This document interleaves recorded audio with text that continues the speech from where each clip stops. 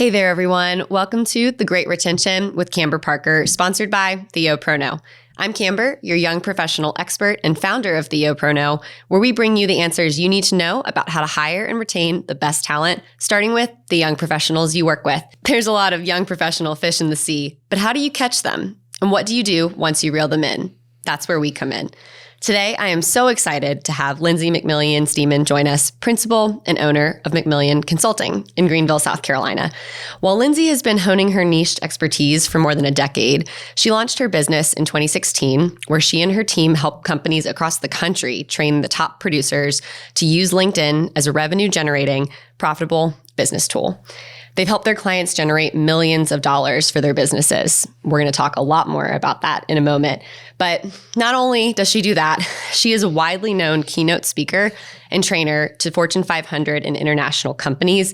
And she has a 5-step trademark process called the Profile Transformer, where she completely overhauls profiles by interviewing, writing, and launching them for her clients. She also has multiple self-paced online courses and training guides. I met Lindsay, or LinkedIn Lindsay, as some of you may know her, through mutual friends in 2018, and we've remained good friends ever since. It was Lindsay who saw my first visions of TheoProKnow, and she has supported me through the ups and downs of running my business, and I'm so grateful for her. Thanks to her expertise in the digital marketing landscape as it pertains to LinkedIn, she has a unique lens to share with us today as we talk about the next generation of leaders, what it takes to recruit and retain them, and how LinkedIn plays a part in that. After all that, Lindsay, welcome to the show. Thank you so much, Camber. Very lovely intro. You needed that intro because what you're doing is so important. I mean, I could talk just for the entire episode about how much you mean to me as a mentor and a friend, but we have a lot to talk about today. So let's start off just by doing a little lightning round, as I like to call it. Perfect. So tell us something that is not on your resume. So something people wouldn't know just by looking at it. Yeah, so I'm not a mom to a human yet, but I am a dog mom to Tater Todd. Mm-hmm. We still call him our puppy, even though, he'll be 10 years old this year. And people still think he's a puppy. So, we love him. And then just last year, I picked up a new hobby in fly fishing. So I cannot wait till it gets just a little bit warmer. And getting out there and just honing that craft and just being out in nature. And as much as I love digital connectivity, being able to disconnect and have that break has been a really great, just learning opportunity and something to get better at because it's a very humbling experience if you know anything about fishing. I don't, but I can imagine. Yes. And are you doing it on the East Coast? Do you go out to the West Coast? Yeah, Where do you do it? I would love to go out to the West Coast or even in the middle of this country at some point. But right now we're just, I'm staying in North Carolina, South Carolina. Great. Yeah. All right. Lightning round. Question number 2. What is your favorite LinkedIn feature? You knew I was going to ask you this. Yes, of course. I'm always asked this. And I feel like in the last probably year or so, it's remained the same. And that's the using audio on LinkedIn. You mentioned in your intro, the Profile Transformer. That's where we totally overhaul our clients' LinkedIn digital footprint. But what we can't do for them is put their actual voice on LinkedIn. We do that through the written word and through visual, graphics, but audio on LinkedIn is such an underutilized area. So specifically sending an audio message in a direct outreach to somebody. So I love using it when it's somebody's birthday. And the key with adding an audio message when you send it to somebody is following it up with a text-based message because people aren't familiar seeing that little audio clip and they're like, what is that? Is this LinkedIn spam? I'm not sure. Should I click on it? So even just, recording it, you have up to 60 seconds and then following up with a little birthday message for you. And they're like, oh, this is real. Yeah. And the feedback that I've gotten from people is, oh my gosh, this is so cool. I didn't know you could do that. Or so great to hear your voice. Or they'll send one back to me because hey, I didn't even know this was a feature on LinkedIn. So that's just a really, again, another way to humanize yourself on the platform. Yeah, I love that. And I'm embarrassed to say I'm not doing that. That's so okay. We're already getting tips. This is great.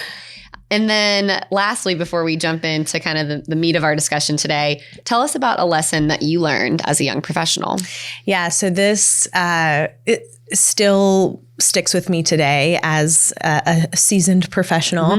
And that is, I remember launching into my career out of college, I was very serious, and I felt like I was trying to always overcome being young, being a female in a male dominated industry. And much less, it was also a manufacturing industry as well, with 3 shifts and 2 unions. And it was great, a great first experience. So I always felt like in order to overcome that, I had to always have the stone face and be very serious. And, not every day was easy. And so I learned quickly from a mentor, and I'll never forget this. And she even pointed her finger at me, rightly so, because I was just having a freak out moment. I was so frustrated. I was upset. I was crying. I was angry. I had a bit of a confrontation with one of my colleagues, and the feedback and great advice I got was the only thing you can control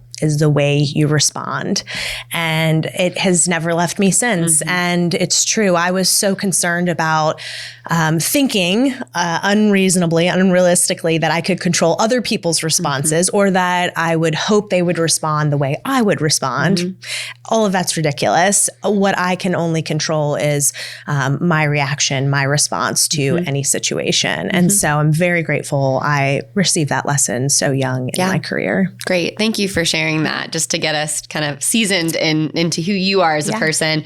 But Lindsay, tell me a little bit more, anything that we missed in that introduction that you want us to talk about before we jump into some of the discussion today. Oh my gosh, I feel like if we open that rabbit hole, we'll just get lost. So I'll let you lead and we'll go from there. All right. Well, how about first just kind of walk us through your work with your clients, just to paint us a picture of how you help train their top performers and build those talent pipelines. Yeah. So you mentioned in the intro, a lot of companies and organizations will hire me as a keynote speaker. And regardless of who I'm speaking to, I always like to know, where are they at today in their business, in their careers? What are they where do they feel stuck? Where are they trying to level up? And how can LinkedIn be an additive to that pain or that challenge? Apart from being on the stage and speaking in front of groups, I love working with individual business owners and top producers, people in sales and executives, and helping equip them to really what it comes down to is confidence and understanding how to position themselves on the most impactful, powerful platform on the planet, LinkedIn, from a business standpoint, how to give them confidence to look the part that they look offline through the profile transformer, and then equipping them with how to actually navigate. What are the best practices to build my network? What are the ways that I should be showcasing my expertise and bringing value to my network? And so I think that it's really looking at the whole picture. And what I would also just say is, all of those things, the profile is the foundation, building the network, building those connections, showcasing your expertise is all important, with the intention of ultimately getting offline to building that true human to human relationship. I love that intention of getting offline. We're going to talk a little bit more about that later and some of the preconceived notions that people have, when they get those recruiters in their inbox or when they get those salespeople. So we'll come back to that. But I think that's really important. You're doing this with the intention of getting offline. Absolutely. And that human to human connection. So thank you for sharing that. So today we want to focus on the digital landscape of recruiting and how the young professional generation, so both the Gen Zers who are rising in the workplace and the millennials who are still in that young professional age range, how they're impacted. So help us set the stage by talking about your experience working with businesses that recruit through LinkedIn. And then what are some trends that you're seeing among these generations? Yeah. So I think one thing that employers are, the disconnect I see most often from a trend standpoint is companies know that LinkedIn's a powerful place to find talent. Find those candidates, reach out to them. But what often I find gets neglected or overlooked is how that company actually looks on LinkedIn. And so I think the opportunity for employers, leaders, is to actually assess how the rest of their team looks, because candidates aren't just looking at the person who reached out to them. They're looking at who their colleagues are going to be, who they're going to be sitting at the table with, or, sitting side by side with, or in meetings with, at conferences with. And so really assessing, hey, does our online presence individually and then collectively actually mimic and mirror how our clients know us, how we're known in our industry or in our field? And if the answer is no, then really investing time in that space is so important, because again, I'm a business owner. And so it's easy to think, okay, my website, my actual URL to my company is the most important digital footprint I have. I would debate that. I've heard countless stories of people going straight to LinkedIn and not even the company website, because they want to know the human, the person behind, the people behind that brand, behind that company name. And so I think it's putting equal importance on LinkedIn as a whole, and more importantly, not just yourself, but your colleagues and your team members as well. Something that I often try to tell companies is what you just said. Young professionals are not going to the websites first anymore. They really are going to social media. And can you talk a little bit and just expand more on specifically Gen Z, if you know this information, how are they navigating LinkedIn? What's their impact on it? A lot of times you hear, well, they're just on Instagram, they're just on TikTok. What is their impact right now on LinkedIn? Yeah, the two things I'm seeing, one is the content that they're pushing out. So that means the content that they're posting on the platform tends to be more, I don't want to say less professional, but more human, in the sense of more personal. It's actually, my team has challenged me. A great example, mentioning fly fishing. Lindsay, we posted this update about fly fishing on these other platforms. We should do it on LinkedIn. And I'm like, oh, I don't know. Yeah. I even pushed back. I felt a little uncomfortable, but they were like, what's the underbelly tone? What's the message we're trying to convey? And that is, that asking our network, how do you disconnect? And so I've seen these younger generations do a great job of posting personal content with the undertone of the professional theme. And I think we have something to learn from them in that way. I think that's also just been a global trend on LinkedIn, especially since the pandemic. There's the lines have become blurry in terms of what's professional and what's personal. There's always going to be garbage on any platform. So let's just acknowledge that. There's going to be people who abuse it and don't use it the right way. But it's okay to bring in some of, again, that kind of let your hair down a little, peek behind the curtain. I'm not suggesting that I'm going to post pictures of Tater just for the sake of my LinkedIn network, even though he's super cute. But how can we connect it back to our professional, role and the value that we bring? The other thing that I don't work with many young professionals directly, but sometimes business owners and executives I work with have kids, right? Who are in college or even in high school. So in the US, you only have to be 14 years old to join LinkedIn. And I like to say that if LinkedIn were around when I was in high school, you better believe I would have been on the platform trying to get a professional job instead of working at Bellacino's Pizza and Grinders. Now, that was still a great experience, and I wouldn't trade it, but just starting to build that professional footprint, because I knew that was the path that I was interested in exploring. So these younger generations, are Gen Z, even millennials in general, are doing a great job of telling their networks what they need.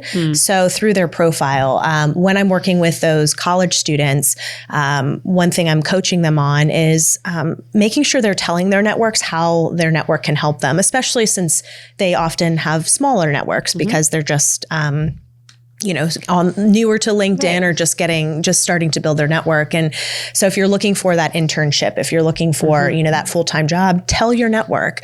That's how we know how to help you.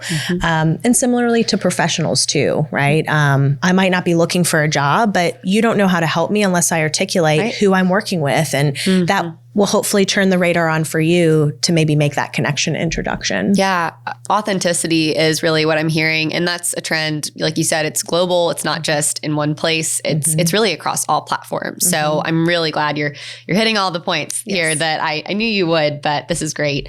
For most of the listeners on this show, they're business owners or leaders looking for proactive ways to increase retention and find the best talent. A lot of these leaders and business owners are people that you might work with too. Like this is really the audience that you work with. So is LinkedIn the right tool for businesses looking to hire young professional talent? It sounds like yes, based on what you've shared so far, but if so, why and what can they do that kind of takes it further, what you've already talked about today? Yeah. So what I like to think about is there are still so many young professionals that are not on LinkedIn. And so when you find, as an employer, as a hiring manager, as a recruiter, when you find those young professionals who are on LinkedIn, snag them up, right? Snatch them up, start the conversation, get offline, have the phone call, have the Zoom meeting, meet in person. Because what that's showing you as a professional, as you know, somebody in a hiring capacity, is that young person is taking initiative. And that speaks volumes. I have a few nieces and nephews who are in college right now, and they're all going to take different paths professionally, it looks like at this point. And one in particular is going to get into business and is looking for internships.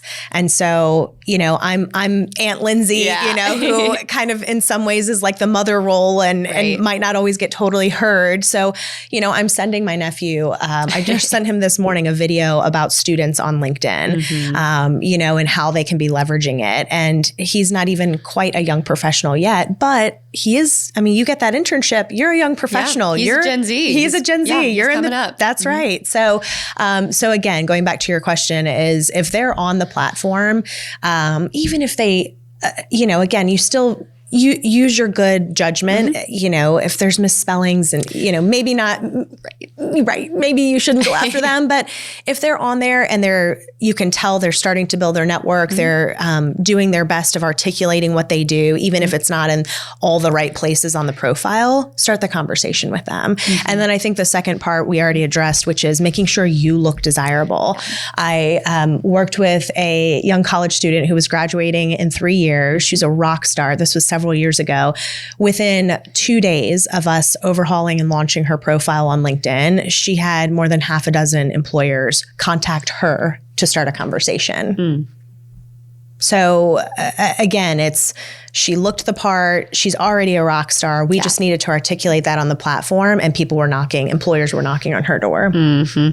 I think, again, just having your take as LinkedIn Lindsay, right? Like you're in this platform every day. And I think a lot of people have this bad impression of LinkedIn. Not a lot. I should take that back. There are people that I'll have conversations with, and you know I'm pro LinkedIn, but I'll have conversations with people and they say, well, it's all politics now, or people just write their opinion about everything.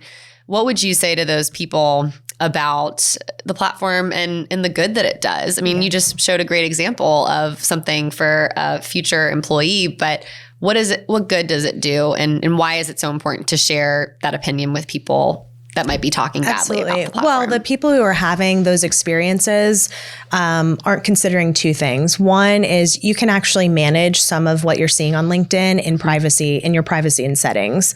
So if you're getting bombarded by recruiters, you can mitigate some of that in your settings. If you are seeing too much politics, you can mitigate that and manage that in some of your settings. Is it going to eliminate it altogether? Probably not.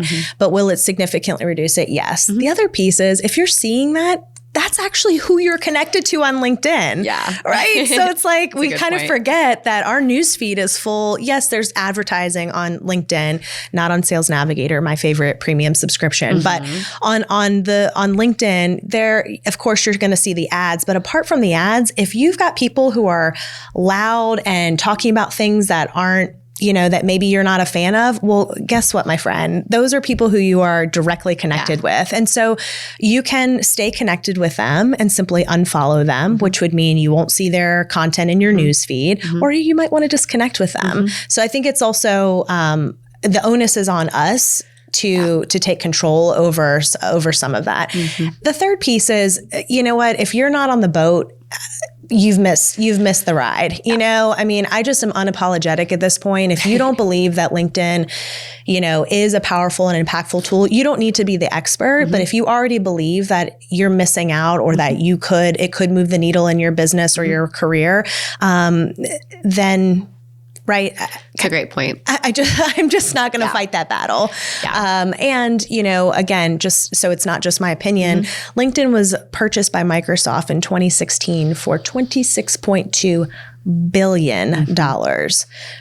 They're not going anywhere. Yeah. LinkedIn is here to stay. Yeah. So again, you're either in the sandbox playing with us or you're not. You're welcome to join us, right? But if it's not, thankfully this rarely happens, but we've got we have a community online, and there was an individual who I don't know personally sent an email to us that was a bit of an attack and just, LinkedIn is so terrible and all of these. Yeah. I mean, this just very, very long email.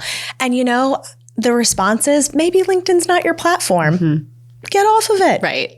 You're not hurting my feelings. Bye. I think it's asking ourselves, if we're not going to take it seriously, maybe we shouldn't be on it at all. If we aren't open to it having a positive impact, maybe we shouldn't be on it at all. Yeah. Great. Very nicely put and said.